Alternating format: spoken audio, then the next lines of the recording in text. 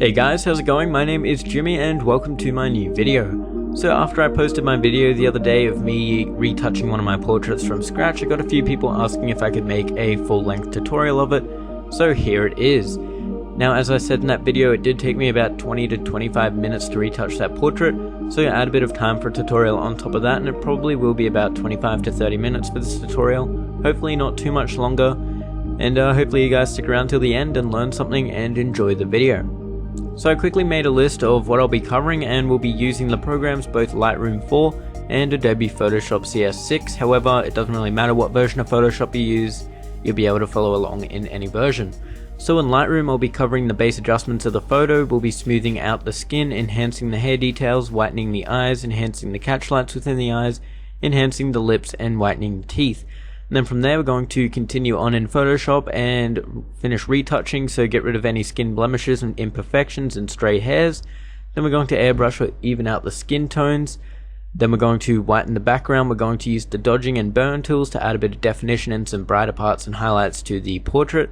Then we're going to add in some eyeliner, fill in the hair, add a curves and saturation adjustment layer, and finish off sharpening the picture using a high pass filter. So as you can see, we are covering a ton in this video, so hopefully you guys enjoy it, and let's get started. So since I know the question is going to come up, I shot this on a Canon 5D Mark III with a 50mm 1.4 lens, and as you can see I shot this at f2.8 and ISO 160. So we have quite a nice sharp image here, and I did shoot it mostly natural light. As you can see within her eyes here, it was right next to a huge window, and then I used a tiny bit of fill flash through an umbrella on the right hand side. Now the background is just kind of a window blind that I have in my house, so I just pulled that down, and yeah, that's why it's not completely white and not completely the same color. Okay, so let's get started in the adjustments. So the first thing I'm going to do is adjust the white balance, and I'm going to change this to 5300 to add a tiny bit more blue into the image, and then bring the tint up to 18, and that's just to add a bit more of a cool feel to the photo. Then from there I'm going to bring up my exposure to 0.6 to add a tiny bit of brightness to the image, and my contrast to 25 just to add a bit of contrast to the photo. One last thing quickly before I get any further, my editing program, which is Sony Vegas, for some reason does add a little bit of contrast to my screen recording and whatever I put in it, so the portrait probably appears a little bit darker and a bit more saturated to what it actually is. Okay, so from there, moving down to highlights, I am going to bring down my highlights to -85 just to get rid of some of the hot spots on her skin and even it out a little bit. Then we're going to bring our shadows up to 30 to get some details in the hair and in the darker side of her face. Then we're going to bring down our whites to -30 and our blacks down to -10. Okay, so what we're going to do now is go down to clarity and change this to -10 to add a bit of a softness to the photo. Then we're going to bring our vibrance down to -10 and our saturation down to -20. Now you do not have to copy these settings, I just did that because I wanted a slightly desaturated portrait. If you don't like that effect, don't worry about changing the vibrance or anything like that. This is just how I did it. Feel free to do your own things and don't copy exactly what I'm doing. Okay, so moving down to the tone curve, I'm going to change this to medium contrast, and as you can see it changes there. I'm going to bring up my highlight just a tiny bit, and that's looking pretty good right there. So now one last thing in the general base adjustments, we are going to go down to detail and add a bit of sharpness in. So we're going to change our sharpness up to 70 and our radius to 1.5 and our detail to 10. Now we're going to drop down to luminance and add in 20 luminance, and that way it's just going to get rid of some of the noise within the photo and everything's looking nice and sharp. Okay, so from there what we're going to do is go up here and select our adjustment brush, and we're going to start off by smoothing out the skin, which is going to get rid of some of these detailed bumps here, and also smooth out the highlights and the shadows and the skin tones a little bit. So to do that, we're going to reset our brush here, so it's all default. We're going to go down to clarity and change this to -35. Then we're going to go down to sharpness and change that to -20, and then change our noise to 30. So now if we get our brush and we make it nice and feathered, we can paint over the entire skin here and go down onto the shoulder here. Now you want to make sure that you don't cover any important details or any details at all. So this includes hair, eyes, eyelashes, lips. So yeah, to bring up this mask overlay here, press the O key on your keyboard. Yours will probably be red, which is the default. I have no idea how I even managed to change mine. Must have been a complete accident. And then if we hold the Alt key, you can see your brush changes to a minus instead of a plus, and we can clean up our mask a little bit here. So make sure it doesn't go on any hairs, and fill that up a little bit there, and then remove it from the eyelashes here, and the eyes, make sure it's not in the eyes either.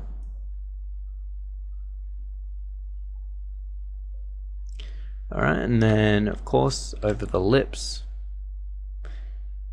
and in there, and then maybe even just over the nostril here, just so we get that little bit of detail there. And that should be fairly good right now.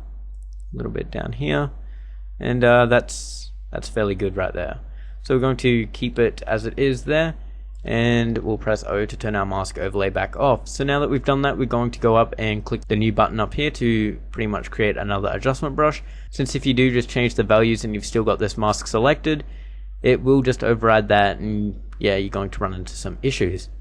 So the next thing we're going to go over is sharpening the hair details. So of course hold the Alt key and press reset here, and that's going to change it back to default. And now we're going to bring in 15 contrast.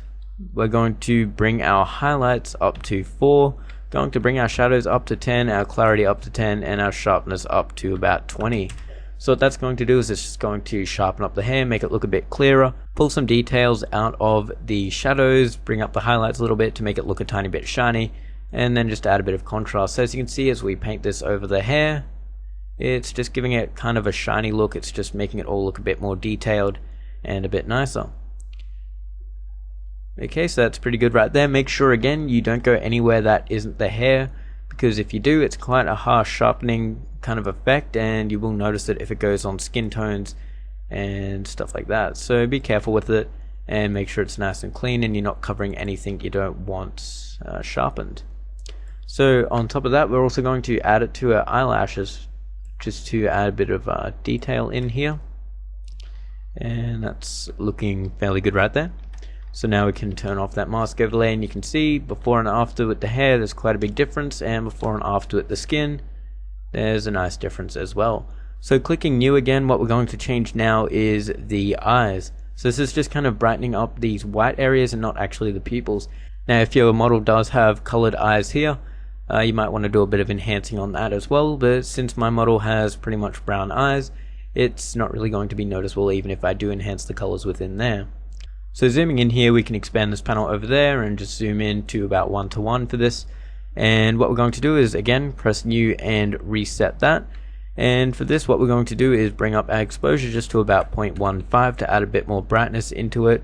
We're going to bring up our contrast to 10 and our clarity to 10 as well. So from here, what we're going to do is just paint around the white area of her eye here, and as you can see, it's just making it a bit wider, making it a bit brighter, and her eyes are going to pop a little bit more because of that. So going up all the way over here, and again pressing O to bring up our mask overlay. You want to make sure that you don't go over anything you don't want, and everything's nice and clean that way. So I might just clean this up, move back over to this eye, and whoop, add a little bit more back into here, and get out of here, and that's all looking pretty good right there. Okay, so zooming back out, you can see, as I said, her eyes are just popping that much more and they're looking quite nice. So again, pressing the new button, and now we're going to move on to teeth. So to do this, we're going to bring up our exposure again to 0.15, then we're going to bring up our contrast again, and this time we're actually going to drop our saturation to -10, so a clarity back to 0 and saturation to -10. So it's just going to slightly whiten the teeth here. I didn't want to make them too white since they are in shadow, and it would look totally ridiculous if I added a bit too much exposure to them. So keep that in mind. If your model is fully smiling and there is light on her teeth, you might want to change those settings accordingly. Okay, so clicking new for the last time, and we're going to enhance the lips. So for this, we're going to reset our adjustment mask here, and we're going to add in a bit of contrast, so 15 to contrast, 15 to clarity, saturation to 20, sharpness to -10, and noise to 10. So what this is going to do is it's just going to enhance her lips a bit, make them look a tiny bit more shiny, a bit more colorful, and yeah, pretty much. And then we'll just paint over here, the bright side. I'm going to avoid adding it to the shadowed part here since it doesn't really make it look enhanced and it just darkens it up a bit more. So just to these highlighted areas and that should be fine. So that is pretty much it for the Lightroom part of this. As you can see, if we get rid of our adjustment brush menu before and after, there is quite a big difference. Now you can go ahead and whiten the background here in Lightroom, however I will be taking care of that in Photoshop. So what we're going to do now is right click and go edit in and Adobe Photoshop CS6. If you don't see those options there, just export it like you would any other photo and then open it up in Photoshop. Okay, so as I said before, here in Photoshop what we're going to do is remove the stray hairs, get rid of some blemishes and skin imperfections, smooth out the skin tones, whiten the background, dodge and burn some areas on the portrait, add eyeliner, fill in the hair, and apply some adjustment layers and sharpen the image. Okay, so first thing we're going to do is do the retouching. So to do this, what we're going to start off by doing is just duplicating our background layer. So you can press Ctrl J or click and drag it down to here. Now this is just so we always have a reference point to the original in case we do accidentally edit this, and our original will always be intact. Now from here we're going to create a new layer by clicking down there or going layer, new layer. And we're going to name our layers since there will be a few, and we'll just call this retouch. Okay, so from there the tool I usually use to retouch is the healing brush tool. So you can use the spot healing brush tool and the healing brush tool. Pretty much the difference between those is spot healing automatically detects where to sample from, whereas healing brush, if you hold the Alt key, you can select where to sample from. And I prefer having that, however, do whichever one's easier for you. So now we want to make sure that we go up to sample and all layers is on, or at least current and below, and that way we can do all of our retouching on a single layer. Now for this, what I do is I just zoom in nice and close, and you pretty much just want to make sure that your brush size is a tiny bit bigger and not too much bigger than what you're retouching out. So you don't want to use a huge brush for a little blemish. That way it's going to be less noticeable once you're all zoomed out.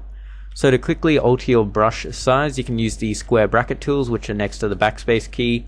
And that's a very quick way just to move up and down so you don't have to keep right clicking and changing it like that. So with our healing brush tool selected, I am going to hold the Alt key and you can see these kind of crosshairs here pop up. I'm just going to click that and then resize our brush for this blemish and click, and you can see that is completely gone fairly seamlessly. So I'm going to do that all over this portrait. Now the extent you do this to is totally up to you. You can retouch out every tiny little detail out if you want, every tiny little blemish, or you can do a kind of more natural look and, you know, only retouch out the major blemishes here and there. One kind of thing I do stick to is I don't retouch out anything that is a permanent feature. So for example, if a person has a mole here or something, I'm not going to retouch that out because I want it to keep it there because it's obviously going to be on them, unlike a pimple which is going to vanish over time. In my retouch I did make an exception. I did retouch this out, but that's because it was my first time and I was, you know, going over pretty much everything. So ignore that for this video. However, that's a good rule to stick by. Don't retouch anything that's permanent. Now I might not do every single thing in this video just because I don't want to make it longer than it already has to be.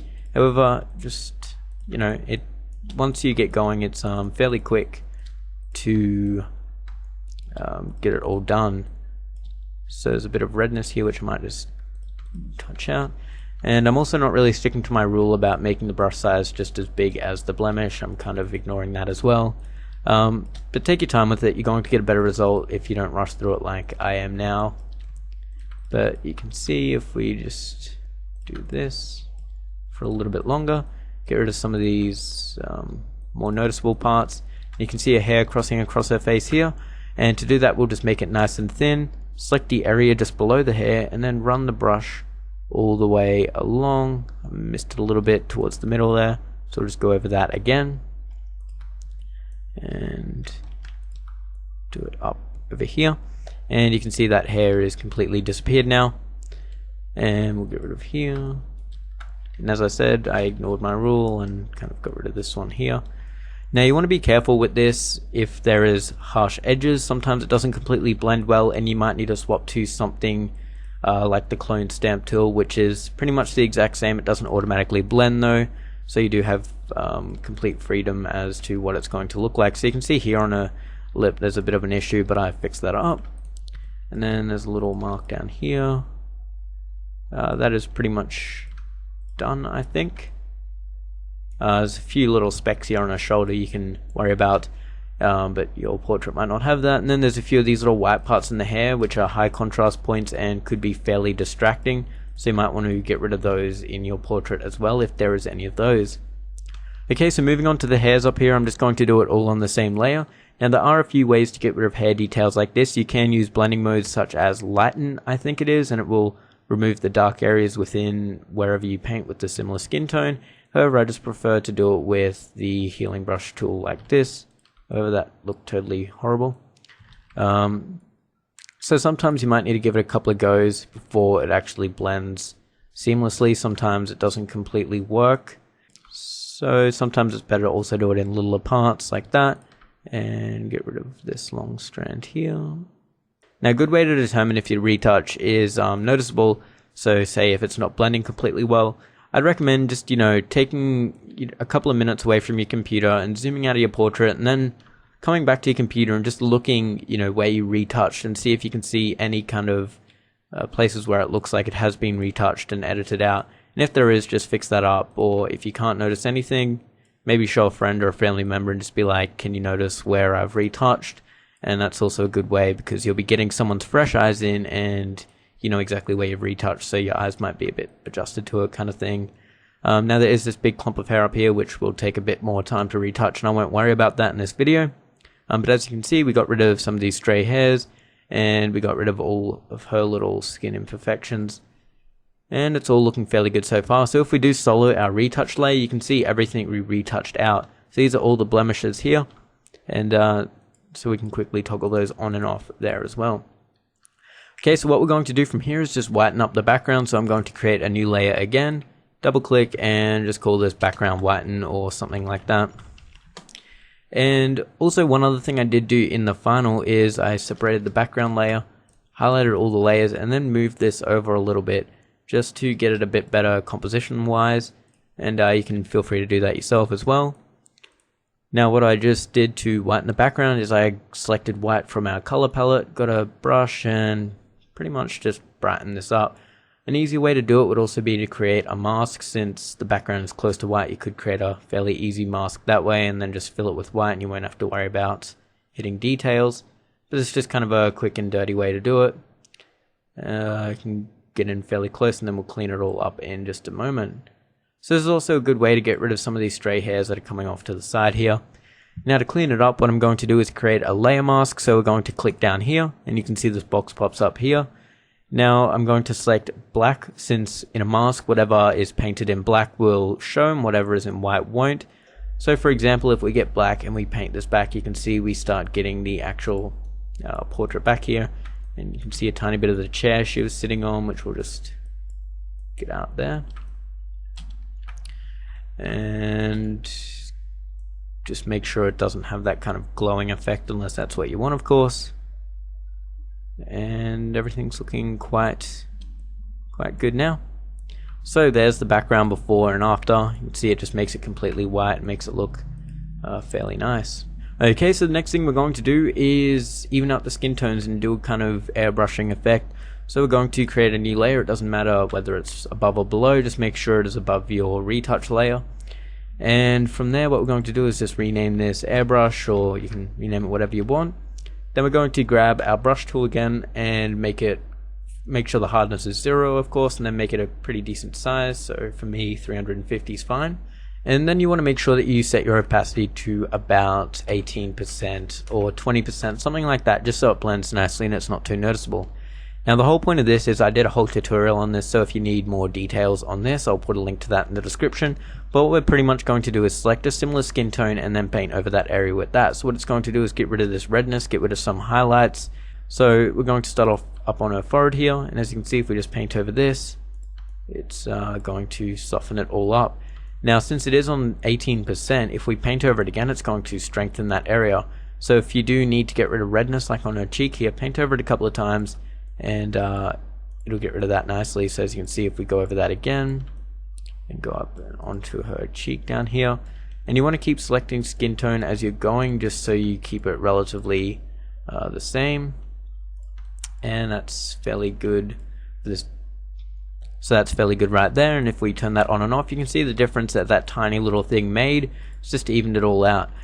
Now you want to make sure that this doesn't go over any details as well. So we're going to grab our razor tool, or again you can create a mask. Just going to make it nice and small, and make sure our airbrush layer is selected, and go over our eyes, go over our eyebrows, and make sure that our airbrushing or our different skin tones didn't hit any important details, because obviously that's going to soften it, it's going to add a bit of a skin tone color to it, and we don't want that.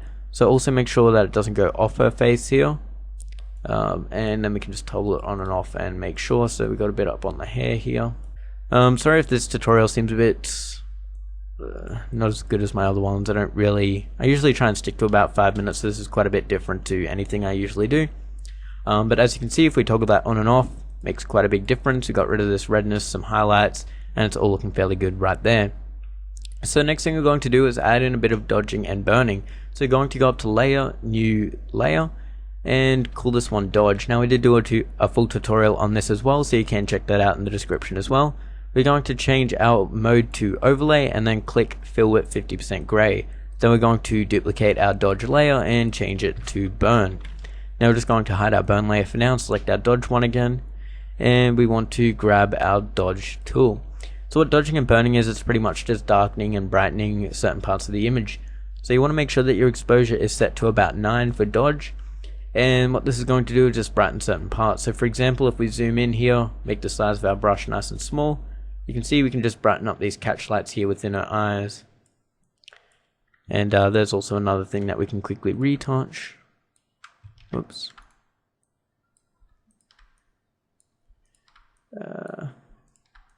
So stuffed it up a little bit here, but that's fine. So back to dodging, grab our dodge tool back out, and then you might want to just go over some of these highlight areas, like on her nose here, even though we just took some of those out.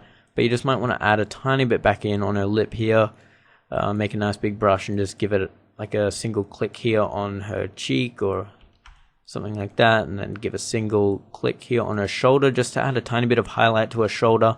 And you can see the before and after just that. We get a bit more definition in her nose here, a bit of brightness on her cheek, and that's fairly good right there.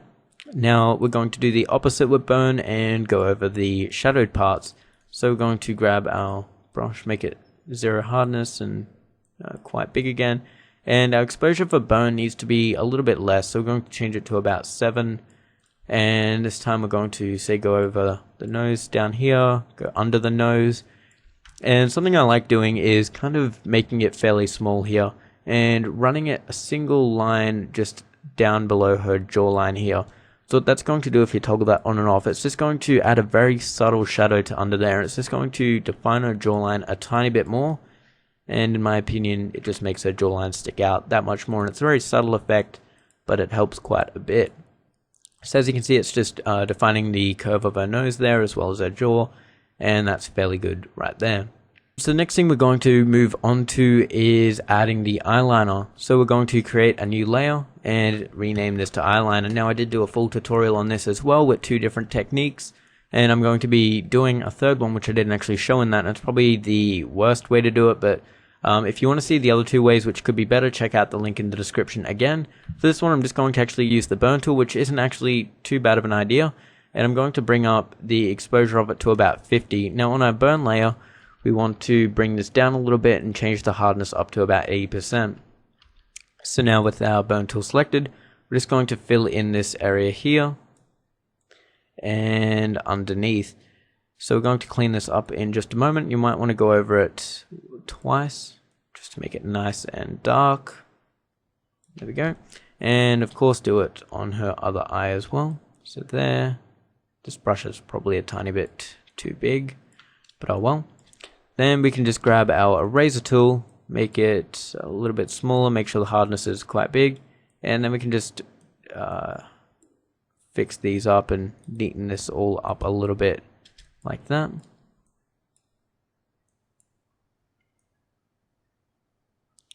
So make sure it doesn't get onto anything we don't want it to, pretty much like all of our other effects. So that's fairly good right there. And now as you can see, that is kind of a dark red color and it's a bit distracting. So to fix that, what we can do is create a new adjustment layer by clicking down here, going up to hue saturation, bring our saturation down to about -90 to -100. Then changing our primary color to black and filling our entire adjustment layer with that by pressing Alt and backspace. And then selecting white again, grabbing our brush tool and just painting over where we did the eyeliner, and make sure that you change your opacity back to 100%. So as you can see now, it's getting rid of any of that redness and it's all looking fairly good. Now you might want to double click on this and just bring that saturation to about -80, and then we can change it back to black and just clean this up and make sure we don't desaturate any skin tones or anything within the eyes. So that's fairly good right there, and you can see now she's got a bit of eyeliner. Now as I said, I've got a tutorial on that and it probably will turn out a lot better if you do watch that tutorial, since this was a bit of a dodgy job and I'll admit that right now. So check out the tutorial and you'll see a much better result for eyeliner. So one of the last final touches I'm going to do is desaturate the image slightly, so we're going to create another hue and saturation adjustment layer. This time just bring this down to about -8. And you can see that's just going to bring a bit of that orangeness out of the skin. And from there, what I'm going to do is create a curves adjustment layer by doing the exact same thing. And I'm just going to drop down this side a very slight amount and then bring up the highlights a little bit. So you can see the difference there. It's just adding a tiny bit more contrast into the photo, bringing out the highlights a tiny bit more. And what we're going to do to finish it off is apply a high pass filter. So what this is going to do is sharpen our image up. So to do this, we can just merge all of our layers or select them all, duplicate them, and then right click and merge layers. And what we're going to do now is go filter, other, and high pass. And you can see the screen is completely gray and this value is completely up to you. If you raise it up, you can see it's creating a bit more of a harsh effect. If we bring it down, it's creating a very fine effect. I'm going to stick to about 5, about 4 actually, 4.5. We're going to select OK, and then we're going to go up to our blending options up here with our high pass sharpen layer selected and change that to overlay. Okay, so if we zoom in and take a look at that, you can see it's just really sharpening up the eyelashes, the eyes, and some of the hair here. Now that might be a little bit too sharp, so we can bring that down to about 75, and that's pretty good. So that is pretty much it. That is the final portrait. So you can see in Photoshop we got from here to here, and there is quite a big difference. So I hope this helped you guys. I hope you enjoyed. Be sure to check out those longer tutorials for those single effects in the description below, which could help you out a little bit more. If you did enjoy this, you can check out my other videos, which will be on the screen now. You can check out my Facebook photography page where I post all of my photos. You can check out my DeviantArt where I post my favorite photos. And you can subscribe for future tutorials and other videos. So thank you very much for watching. If you have any suggestions, leave them down below. Otherwise, I will see you guys in the next video. Thanks and goodbye.